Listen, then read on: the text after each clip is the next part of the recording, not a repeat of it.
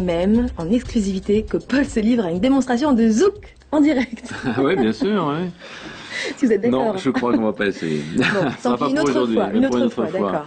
Mais peut-être avec Samuel Peter Schmidt, parce que Samuel Peter Schmidt est un pasteur d'une église qui danse, qui chante, qui vit. Alors peut-être qu'il nous fera une petite démonstration de zouk tout à l'heure, on va voir. Tant pis pour vous. Hein. Il vous refile le bébé en tout cas.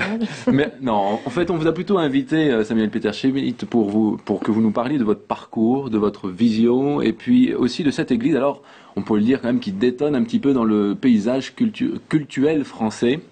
Alors qui détonne parce que il s'agit d'une méga church, alors d'une méga église. Alors c'est quoi une méga église? C'est juste un nom qui qualifie une église de plus de 2000 fidèles chaque dimanche, sans compter tous les nombreux fidèles que vous captez par internet, puisque depuis quelques mois maintenant vos cultes sont diffusés chaque dimanche en direct par internet. C'est aussi une église très dynamique, cette porte ouverte de Mulhouse que vous dirigez. Mais avant peut-être de démarrer l'interrogatoire, on va peut-être regarder juste un extrait de l'un de vos passages à la télévision, l'un de vos nombreux passages à la télévision sur France 2. C'était une émission assez intéressante, on regarde un extrait. Alors que faut-il en penser? Direction Mulhouse. Pauline Dordilly, David Dameda et Claire Aubinet ont passé plusieurs jours dans une méga church à la française. Regardez.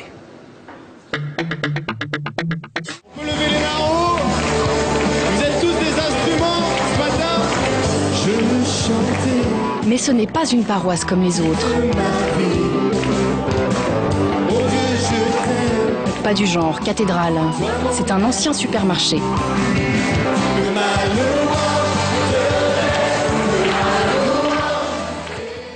Voilà, c'est juste pour me mettre dans le bain, on va pas regarder tout le reportage, mais on invite ceux qui veulent en savoir plus, évidemment, à regarder tout ce reportage.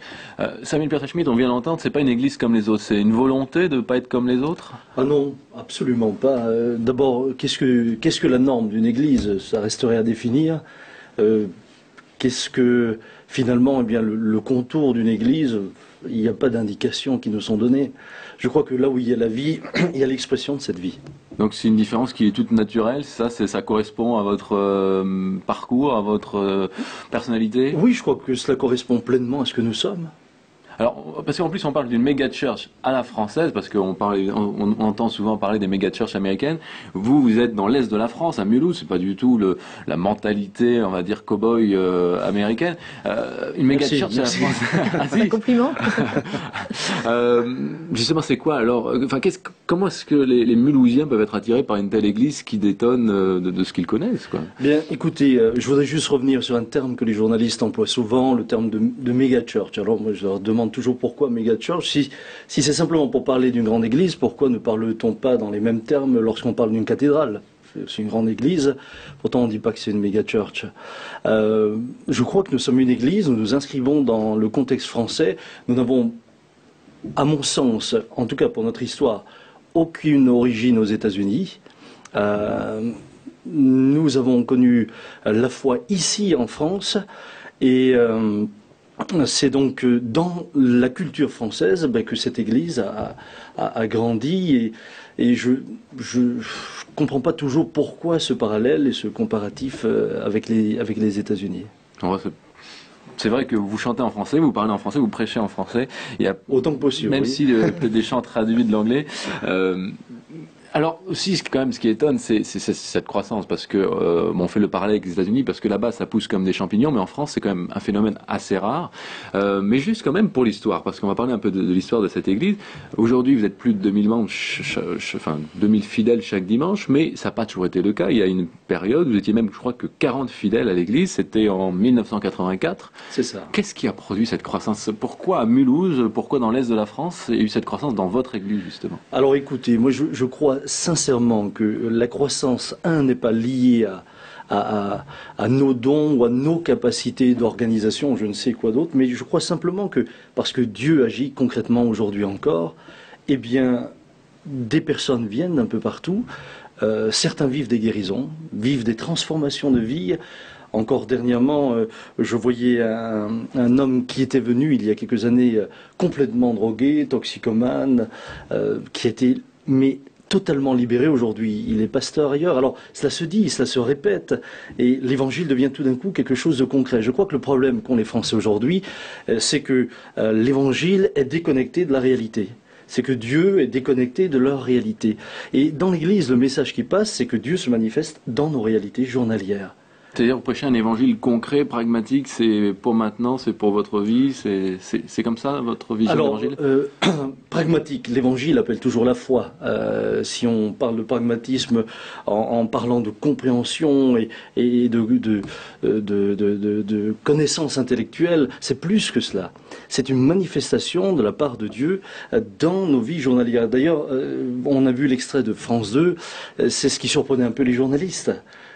Comment pouvez-vous prier en croyant que quelque chose se produit? Parce qu'aujourd'hui, on a l'habitude de prier sans que rien ne se passe.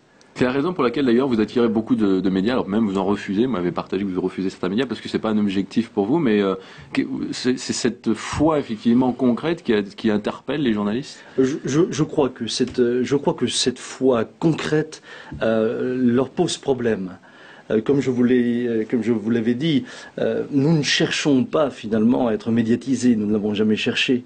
Nous vivons simplement notre foi là où nous sommes, de la manière dont nous la vivons, et manifestement cela interpelle. Et puis il y a tout ce que l'on entend alors autour de la vie de l'Église, il y a tout le témoignage qui est rendu par les uns et les autres, dont certaines personnes qui vont dire à leurs amis, mais ma vie a été changée, j'ai une espérance maintenant, j'ai un but, cela a révolutionné leur vie et cela fait parler, et automatiquement les médias s'y intéressent. Vous pensez que ça va encore grandir, grossir? Alors écoutez, cela ne m'appartient pas. Vous aimeriez? Jésus est venu pour que tout homme, toute femme reçoive cette vie nouvelle. Et évidemment que j'aspire à voir le plus grand nombre de connaître le Seigneur. Ça, j'y aspire. Maintenant, est-ce que le but, c'est que notre Église continue à grandir? Non, que Dieu envoie ceux qu'il veut, mais que toutes les églises en France puissent grandir. Ça, c'est notre souhait, c'est notre désir. Alors, on parlera d'agrandissement aussi tout à l'heure, mais plus de manière matérielle. Mais j'ai parlé aussi d'une église dynamique. C'est pas juste parce que vous dansez, vous bougez, vous frappez des mains, ce qui peut aussi interpeller peut-être le grand public qui n'est pas habitué à cela.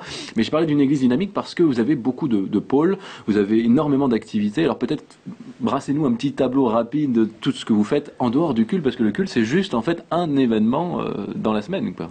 Oui, alors l'église, au fil des années, est devenue un vrai centre de vie. Vous avez par exemple le pôle humanitaire, nous avons tous les jours des bénévoles qui sont là, qui partent et qui vont chercher des lits d'hôpitaux, des chaises roulantes, etc. Je crois que l'année dernière, ils ont envoyé 12 38 tonnes et 2 conteneurs, etc. Donc tous les jours, cela. Moi j'arrive à 8 heures, j'ai déjà des bénévoles qui sont là, qui attendent pour partir, les camionnettes sont prêtes, etc. Il y a toutes les équipes qui travaillent à coudre des draps, à raccommoder des draps. On reçoit des tonnes de draps de différents hôpitaux, donc on les répare, et puis ensuite ils sont renvoyés vers les pays de l'Est, où on en a envoyé là à Haïti. Il y a également tout le travail social, on a une équipe qui s'occupe de personnes sans papier, ou alors de personnes qui... Hier, je reçois un coup de fil d'un homme qui me dit, écoutez, s'il vous plaît, aidez mon père, il est arrivé à la retraite, il s'en sort pas avec ses papiers, il les fait pas, il a complètement démissionné, moi je sais pas comment lui aider, donc là notre équipe sociale va prendre le relais. C'est un accompagnement de tous ces problèmes. C'est un accompagnement, on a des sans-papiers qui ont eu leurs papiers, il y a aussi un travail qui est fait, un travail extrêmement important, qui est fait dans les quartiers. Au milieu des enfants, dans les cités délicates, oui. Voilà, dans les cités les plus difficiles, donc de la région mulhousienne, mais également maintenant dans des villes comme Colmar. Et puis ce travail a également été débuté à Lille, dans le Nord, sur Paris. Nos équipes rentrent de Paris, là où ils ont aidé d'autres équipes à démarrer ce travail-là. Cet été, par exemple, vous aviez une colonie de vacances et puis un camp d'ados, dont les enfants sont uniquement des quartiers difficiles de la région. Et comment ils perçoivent alors ces jeunes des enfants difficiles, des quartiers difficiles, pardon? Comment est-ce qu'ils perçoivent C'est souvent des enfants difficiles dans les quartiers difficiles, je vous rassure. C'était pas volontaire. Ils apprécient votre venue, ils apprécient que des pasteurs, que des chrétiens viennent comme ça. Alors ils apprécient.